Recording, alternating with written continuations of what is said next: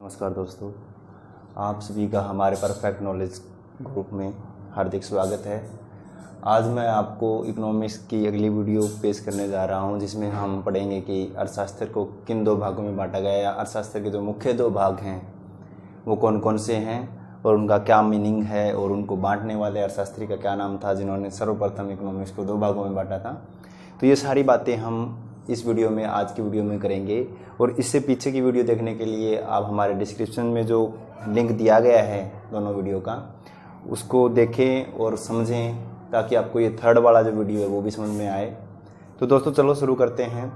कि मैं आपको बता दूं कि मैंने पीछे आप वीडियो में बताया था कि इकोनॉमिक्स का अर्थ क्या है, ठीक है, और क्या परिभाषाएं हैं, वो सारी की सारी जो है उसके लिए आपको वीडियो 1 और वीडियो 2 यानी कि इकोनॉमिक्स पार्ट 1 और पार्ट 2 देखनी पड़ेगी। आज हम करने जा रहे हैं कि इकोनॉमिक्स के जो भाग हैं वो कौन कौन से हैं। तो दोस्तों मैं आपको बता दूं कि नॉर्वे के जो प्रसिद्ध अर्थशास्त्री हुए, जो कि जिनका नाम था रैगनर फ्रिश, ठीक है, वो नॉर्वे विश्वविद्यालय में प्रोफेसर हुआ करते थे। और उन्होंने जो है इकोनॉमिक्स को दो भागों में बांटा। कौन कौन से दो भागों में बांटा? व्यष्टि अर्थशास्त्र और समष्टि अर्थशास्त्र। व्यष्टि अर्थशास्त्र का मतलब होता है दोस्तों छोटा, और व्यष्टि अर्थशास्त्र का मतलब होता है बड़ा। मैं आपको बता दूं कि दोस्तों कि नॉर्वे की जो प्रसिद्ध अर्थशास्त्री थी रैगनर फ्रिश, वो प्रथम नोबेल पुरस्कार विजेता भी रहे हैं। क्या है वो? अर्थशास्त्र के प्रथम नोबेल पुरस्कार विजेता हैं। वैसे तो नोबेल पुरस्कार की शुरुआत 1895 में हुई थी, लेकिन इसमें पुरस्कार जो है वो देने 1901 से शुरू हुए थे। लेकिन इस टाइम भी हमारे अर्थशास्त्र के विषय में ये नोबेल पुरस्कार नहीं दिया जाता था। तो नोबेल पुरस्कार जब दिया गया था तो वो नोबेल पुरस्कार दिया गया था 1969 में। तो 1969 में अर्थशास्त्र में जो पहला पुरस्कार दिया गया था वो दो लोगों को दिया गया था दोस्तों। पहला था जो है वो है हमारे रैगनर क्विंटल फ्रिश, और सेकंड है हमारे टिनबर्जन। यानी कि इनके अद्वितीय योगदान को देखते हुए इन दोनों को संयुक्त रूप से 1969 में क्या दिया गया था? नोबेल पुरस्कार दिया गया था। तो हम कह सकते हैं कि जो हमारे प्रथम नोबेल पुरस्कार विजेता है रैगनर फ्रिश, उन्होंने अर्थशास्त्र को 1933 में, ठीक है, नॉर्वे के प्रसिद्ध अर्थशास्त्री, नॉर्वे के प्रसिद्ध अर्थशास्त्री रैगनर फ्रिश,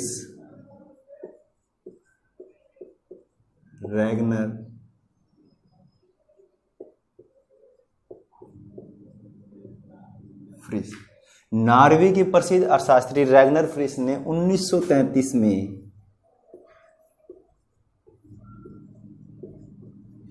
अर्थशास्त्र को दो भागों में बांटा था। अर्थशास्त्र को दो भागों में बांटा। वे दो भाग कौन कौन से थे? व्यष्टि अर्थशास्त्र,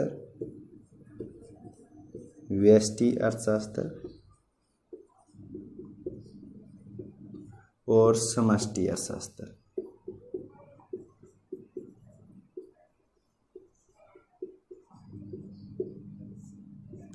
तो दोस्तों मैं आपको बता दूं कि व्यष्टि अर्थशास्त्र को अंग्रेजी में कहते हैं हम micro economics, micro MICRO, micro economics. और समष्टि को हम कहते हैं मैक्रो, MACRO इकोनॉमिक्स। तो दोस्तों माइक्रो इकोनॉमिक्स जो है वो अंग्रेजी भाषा का शब्द है जिसका अर्थ है व्यष्टि अर्थशास्त्र, और मैक्रो इकोनॉमिक्स भी अंग्रेजी भाषा का शब्द है जिसका अर्थ है समष्टि अर्थशास्त्र। तो माइक्रो वर्ड जो है वो ग्रीक भाषा माइक्रोज से निकला है। माइक्रोज MIKROS, और ग्रीक भाषा का जो है मैक्रो शब्द जो है वो भी ग्रीक भाषा के मैक्रोज से निकला है, MAKROS। दोस्तों ग्रीक भाषा के जो माइक्रोज और मैक्रोज है, ग्रीक लिख दे रहा हूं आपको ताकि आप ध्यान रहे कौन सी भाषा का कौन सा वर्ड है। माइक्रो जो है वो अंग्रेजी भाषा का वर्ड है, इंग्लिश,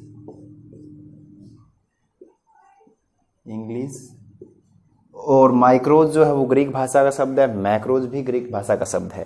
तो दोस्तों मैं बता दूं कि नॉर्वे के प्रसिद्ध अर्थशास्त्री रैगनर फ्रिस ने 1933 में अर्थशास्त्र को 2 भागों में बांटा।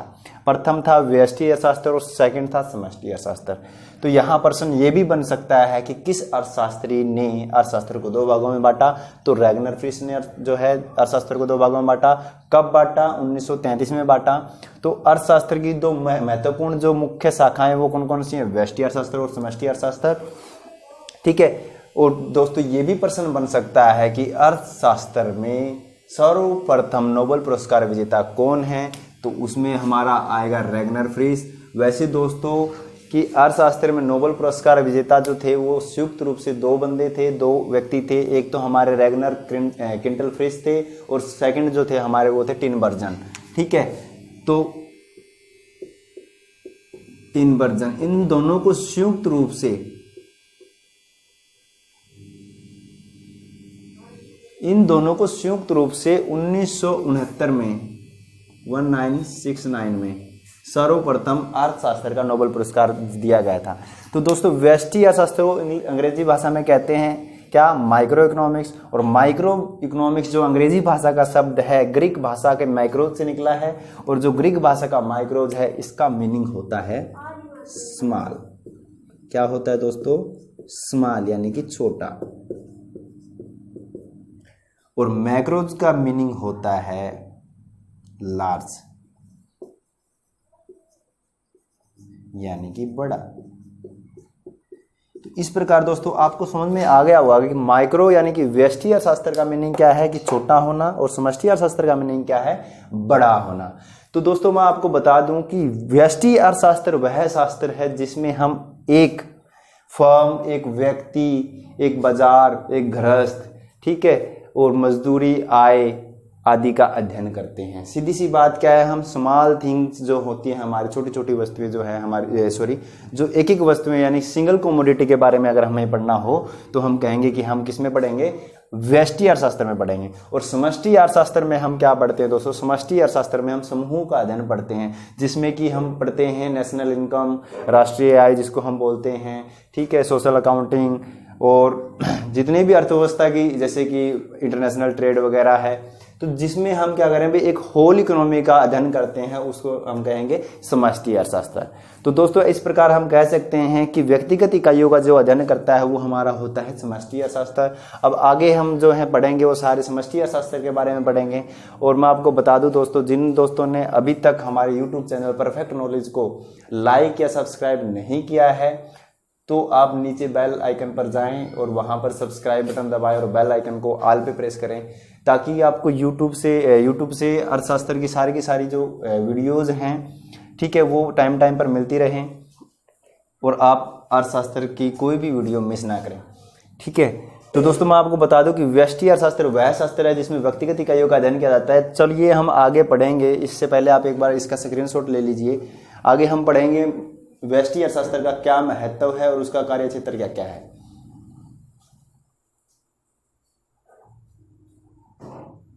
चलिए दोस्तों मैं आपको बताना चाहता हूं कि हमने अभी यहाँ कहा कि व्यष्टि अर्थशास्त्र में हम जो है एकल जो यूनिट्स होती हैं उनके बारे में पढ़ते हैं, लेकिन मैं आपको बता दूं कि दोस्तों इसमें समूह का अध्ययन भी किया जाता है। और यहाँ समूह के अध्ययन की बात करें तो यहाँ जो हमारा बाजार मांग वक्र होता है वो समूह का अध्ययन के बारे में बताएगा।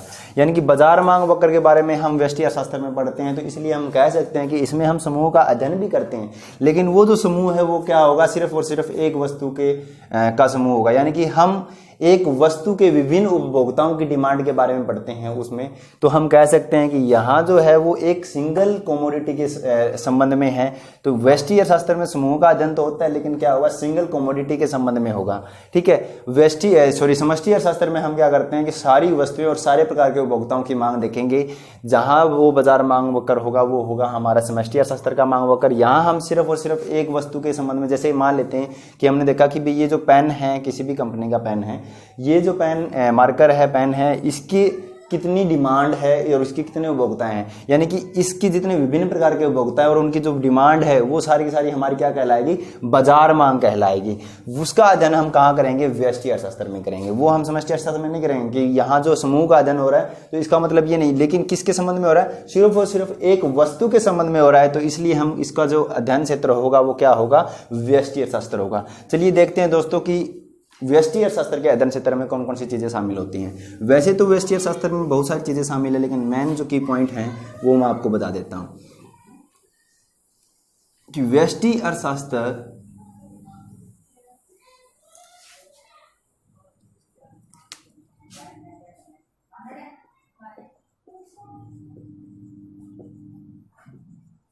व्यष्टि अर्थशास्त्र का क्षेत्र, जिसको हम स्कोप ऑफ माइक्रो इकोनॉमिक्स भी कहते हैं, इसमें हम पढ़ेंगे दोस्तों first of theory of demand.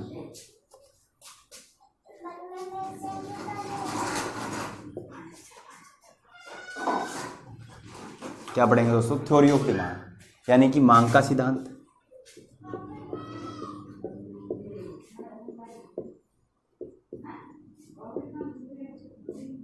मांग के सिद्धांत में हम दोस्तों ये सारी चीजें पढ़ेंगे कि मांग क्या है, मांग को प्रभावित करने वाले कारक कौन कौन से हैं, किस प्रकार मांग को प्रभावित किया जा सकता है, और वो जो है प्रभावित मांग जो है उसको कैसे ठीक कर सकते हैं।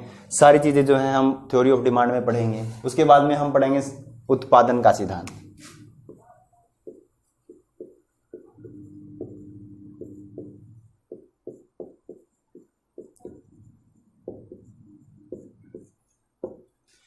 Theory of production.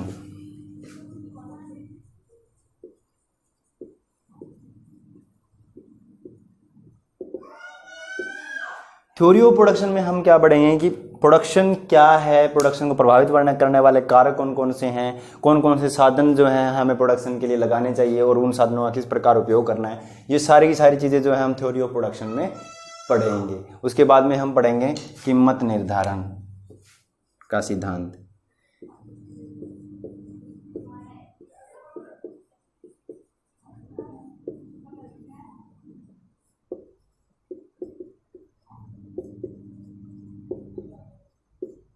Theory of price determination.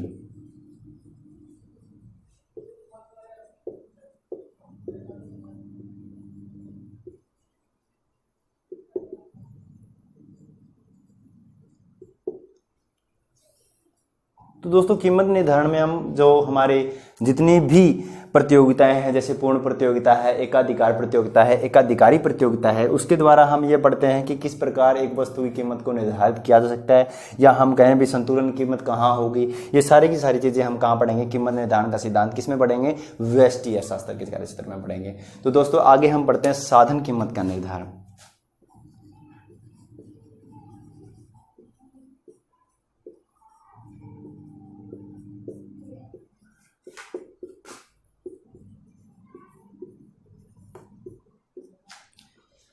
साधन कीमत। साधन कीमत कौन सी कीमत होती है दोस्तों, साधन कीमत वो कीमत होती है जो हम उत्पादन करने के लिए जिन साधनों का उपयोग करते हैं, जैसे कि भूमि, पूंजी, उद्यम, ठीक है, मजदूरी, इन सभी का जो हम प्रयोग करते हैं, लेबर वगैरह है, ये हमारे लिए क्या है, एक उत्पादन को उत्पादित करने के लिए जो हम करते हैं साधनों का प्रयोग। और अब क्या है भी, जो साधन हम उपयोग में लाते हैं, जैसे कि भूमि, पूंजी और उद्यम हो गया, मजदूरी हो गई, ये सारे के सारे वो क्या है, हमारे उत्पादन के साधन है। उन साधनों को क्या कीमत देनी है भाई, उन साधनों को क्या कीमत देनी है वो कहाँ निर्धारित करेंगे, हम व्यष्टि अर्थशास्त्र के कार्यक्षेत्र में निर्धारित करेंगे। इसके अलावा दोस्तों हम पढ़ते हैं इंटरनेशनल ट्रेड, जो है अंतर्राष्ट्रीय व्यापार। अंतर्राष्ट्रीय व्यापार वैसे तो समष्टि अर्थशास्त्र का कार्यक्षेत्र है, लेकिन उसके कुछ भाग जैसे कि शेष जो कहते हैं भुगतान संतुलन का है, ठीक है, ये सारे जो है वो क्या है, हमारे व्यष्टि अर्थशास्त्र के कार्यक्षेत्र में आते हैं। यानी कि सिंगल जो टॉपिक्स हो गए हमारे, वो किस में आएंगे,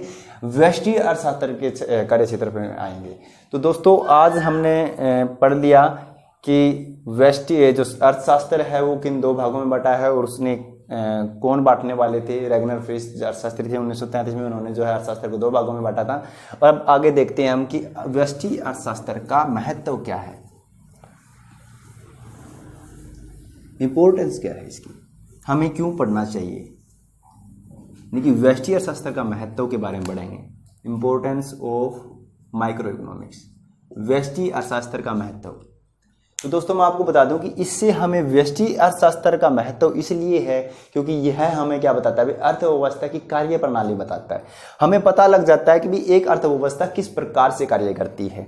जब हम एक कोई चीज़ को हम करना शुरू कर देते हैं तो हम क्या करते हैं, उसको स्मॉल टुकड़ों में बांट लेते हैं, यानी छोटे छोटे टुकड़ों में उसको हम क्या कर लेते हैं, डिवाइड कर लेते हैं, ताकि वो हमको अच्छे से समझ में आए कि पहले ये काम करना है, फिर ये काम करना है, फिर ये काम करना है, ताकि हमको समझ में आ जाए भाई ऐसे ऐसे स्टेप बाय स्टेप या फिर इस काम को ऐसे करने से क्या होगा कि ये काम जो है वो सही तरीके से होगा। यानी कि एक अर्थव्यवस्था किस प्रकार चलती है, उसको किस प्रकार चलाया जा सकता है, उसमें जो कुछ रिसेशन आती है तो उसको किस प्रकार ठीक किया जा सकता है, उसमें कुछ बूम की स्थिति है तो उसको किस प्रकार ठीक किया जा सकता है।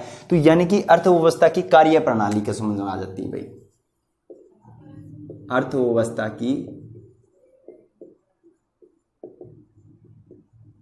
कार्य प्रणाली। तो दोस्तों आपको समझ में आ गया होगा कि अर्थव्यवस्था की कार्य प्रणाली क्या होता है। फिर आ जाते हैं भविष्यवाणी, प्रेडिक्शन। अब भविष्यवाणी की बात कैसे कर सकते हैं, तो भविष्यवाणी तो एस्ट्रोलॉजी वाला ये नहीं, ये प्रेडिक्शन क्या होगी कि अर्थव्यवस्था के संबंध में हम प्रेडिक्शन कर पाते हैं कि हम देख रहे होते हैं कि हमने जैसे व्यष्टि अर्थशास्त्र का ज्ञान है, हम पढ़े हुए हैं और हमने देखा कि कुछ चीज़ें इस प्रकार से घटित हो रही हैं कि मान लेते हैं कि भी प्राइसेस जो है वो किसी वस्तु के अप जा रहे हैं, तो हम सीधा सा कहेंगे भी प्राइस अगर अप जा रहे हैं तो इस वस्तु की जो डिमांड है वो कुछ दिनों में क्या होने वाली है, घटने वाली है। क्यों? क्योंकि हमको पता है कि किसी चीज़ की जो कीमतें अगर बढ़ जाएंगी तो उस वस्तु की जो डिमांड है, मांग है, वो अपने आप कम हो जाएंगे। यानी कि हम क्या कर रहे हैं, भविष्यवाणी कर रहे हैं, पहले से ही बता रहे हैं ना। अगर हम कोई स्टेप ऐसा उठाएंगे तो उससे हमें क्या परिणाम मिलने वाला है भाई, अर्थव्यवस्था पर उसका क्या प्रभाव पड़ने वाला है। अब जैसे लॉकडाउन हुआ, लॉकडाउन से क्या हो गई भाई, मंदी की स्थिति हो गई है ना। तो व्यष्टि अर्थशास्त्र हमको क्या करता है भाई, ये बताता है भाई, भविष्यवाणी हम कर पाते हैं भाई, अगर हमारे अंदर ऐसी सिचुएशन आ जाए या हमारे जो स्टेप्स हैं वो कुछ इस प्रकार से उठाए जाएं तो हम उससे देखेंगे भाई हमारे ये स्टेप पीछे से उठे हैं और इसका जो है अर्थव्यवस्था पर ये प्रभाव पड़ने वाला है। तो वो हम क्या कह सकते हैं भाई, हम भविष्यवाणी भी कर सकते हैं। तो इस प्रकार इसलिए भी हमारे लिए क्या है, व्यष्टि अर्थशास्त्र जो है महत्वपूर्ण है। आर्थिक नीतियां,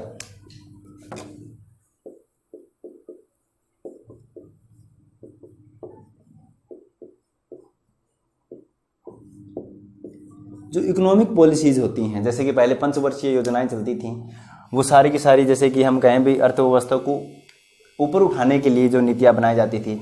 पहले प्लानिंग कमीशन होता था, आज नीति आयोग है। तो ये सारे की सारे क्यों ज़रूरी है, क्योंकि हमें आर्थिक नीतियाँ इसलिए ज़रूरी है ताकि हमारे जो नागरिक हैं उनको अच्छे से अच्छी जो सेवाएं हैं, अच्छे से अच्छी जो स्थिति है उनकी बने, कोई गरीब ना रहे, सबको जो है अधिक से अधिक जो संतुष्टि मिले, यानी कि हमारा जो इकोनॉमिक है वो ग्रोथ करे, डेवलप्ड हो। इसलिए जो है हमारे लिए क्या ज़रूरी है, आर्थिक नीतियों का निर्माण करना ज़रूरी है। और ये हमारे किसके क्षेत्र में आता है, व्यष्टि अर्थशास्त्र के क्षेत्र में आता है। उसके बाद में आता है भाइयों आर्थिक कल्याण।